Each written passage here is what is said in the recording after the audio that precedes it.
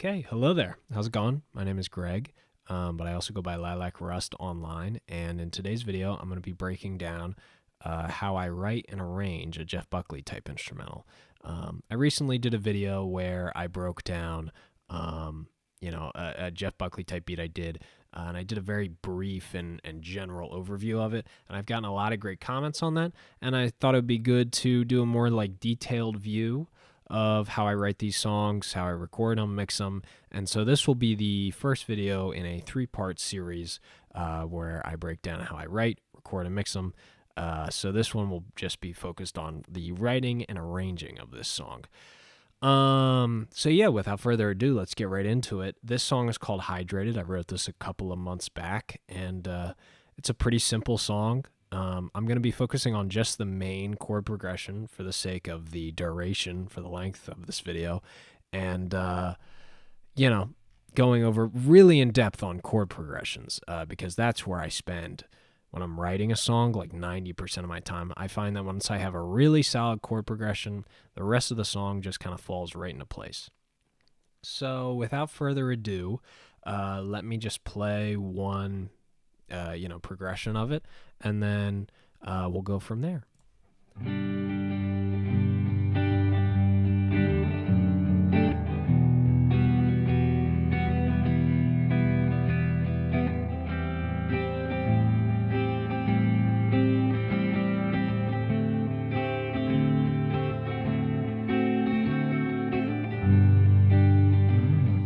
Okay, so those chord names might have looked scary if you're a beginner guitarist. And I will be honest, I don't know a lot of music theory. I wrote this song and then I went back and did a reverse chord search on these chord names.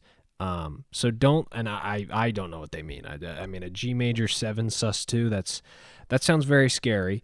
But what I'm hoping to do with explaining how I write these chord progressions is give you a very layman's understanding of how to write these, because I did not spend a lot of time on music theory. I know frighteningly little. I wish I had spent more time, and I really implore you to as we go over some of these concepts very briefly, since I know very little about them, I ask you to please go out and do a little bit more digging into this as you progress in your musical journey, because I promise down the line it'll help you a lot. I've ended up having to go back and learn a lot of theory, kind of to fill in holes in my knowledge, and I feel like it might not have been the best way to go about it. It let me make music very quickly, and it let me start making the music I wanted very fast, but it definitely kind of pigeonholed me into what I was able to make sometimes. So the first thing that you're going to want to Google before we get into breaking down this chord progression is chord extensions. That was a huge turning point for me learning guitar, because I had been writing songs with your basic chords. I was, for example, I had a song, that was like D to C, right?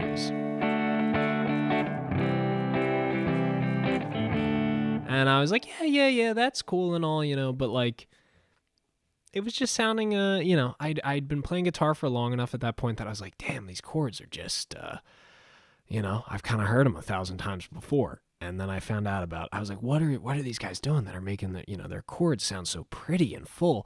And that's when I came across chord extensions. And so, you take something like D to C, right?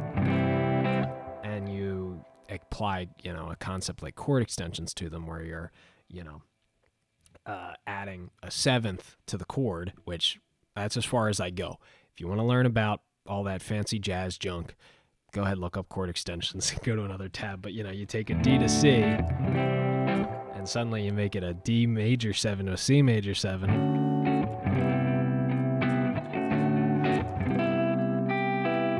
And I was like, oh, wow. And that changed the game for me. And so, yeah, learning about chord extensions, that's step number 1 for you. Step number 2, now that once you've gotten that out of the way, we can get back into how I write these songs. So once you have understanding of chord extensions, I would say the biggest thing when working with chord extensions, once you have some knowledge of them, is when you're using them in your chord progressions, as I do in this one, I'd really recommend, and I do it for almost every song. I, have a guitar chord progression on is making sure, and this of course is, not a rule that you have to follow all of the time. But I love to get your chord progressions to be really smooth, keeping notes consistent between chord to chord. So, for example, the first chord in this progression is just a standard G, and then you go to that G major 7 sus 2 over F sharp, a crazy mouthful of a chord name, right? And so you're seeing here that G to G major 7 sus 2 F sharp, that change, you'll see these top two notes here. They stay the same, and then we go to that G major 13 over E. Now that E, that from that I had, I was playing the 3rd fret on the E, and now it's moved down to the 2nd fret, right? It's all very like subtle movements in the chords that you're playing. So you don't want to be, of course you can jump around a lot and have your chords, move a lot, but something to keep in mind when you're trying to write a very smooth and pretty chord progression is sometimes the move is to make sure that the two chords that you're moving from, your start chord and your next chord, have, there should be some notes that overlap. And that helps to really make the progression a lot smoother. Right? Like that chord right there. Those are two chords. That's a G major 13 over E to an E minor.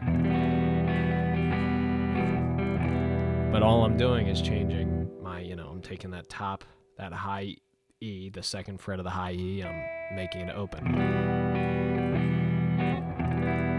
And it's those kind of like subtle details and movements that really make a chord progression very smooth and very beautiful.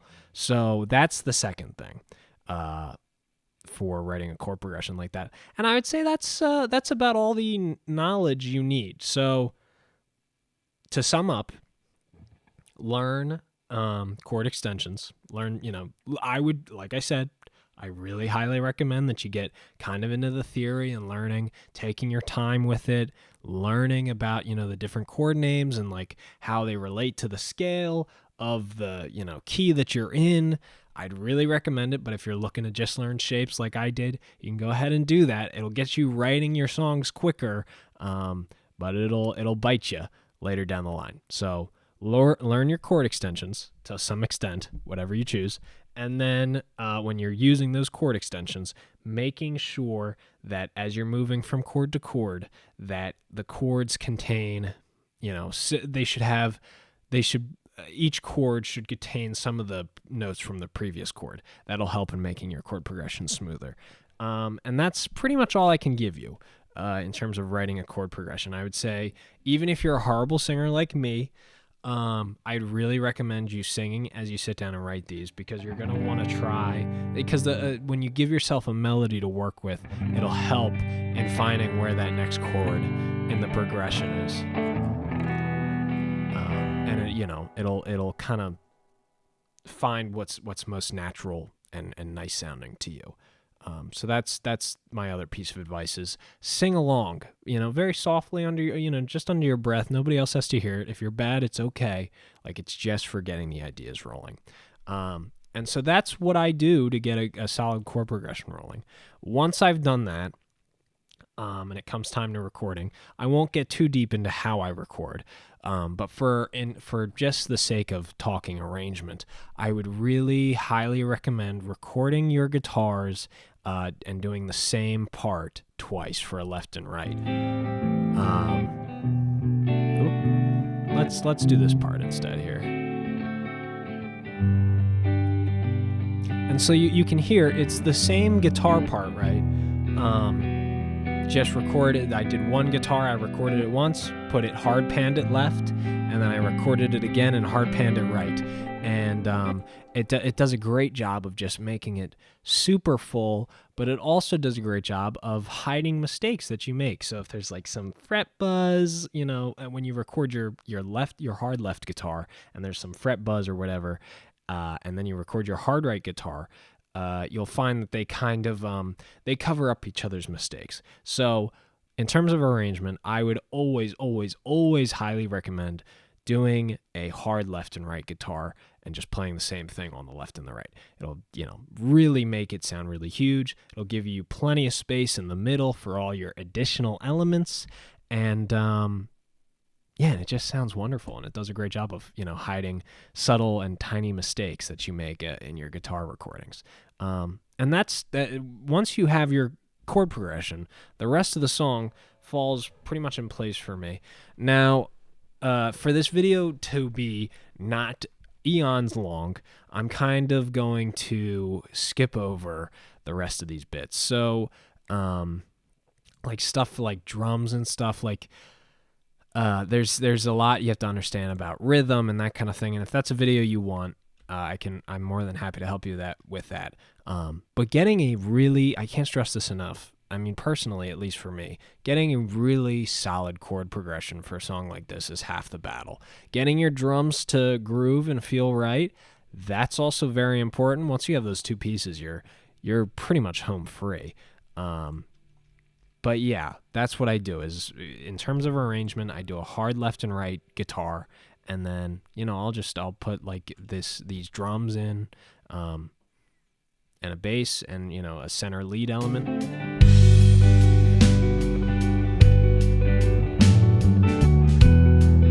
And that's pretty much it. That does the job most of the time. So yeah, that's how I write one of these.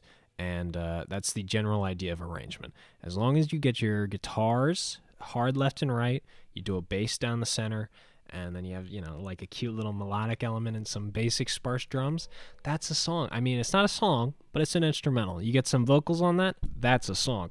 Okay, so that's going to do it for this video. I know this probably wasn't the best explanation, so if you have any questions on any of the stuff I said, please leave a comment. I will try my best to clarify. I understand I'm probably not the best teacher for music theory and stuff. Once we get into recording and mixing, I think that's where my expertise shines a little bit better. So please stick around for those. They should be in a playlist once I have them out, and they'll probably be, on one of those sides of the thing. So yeah, thanks for giving this a watch. And yeah, let me know if you have any questions. Okay, thanks. Bye-bye.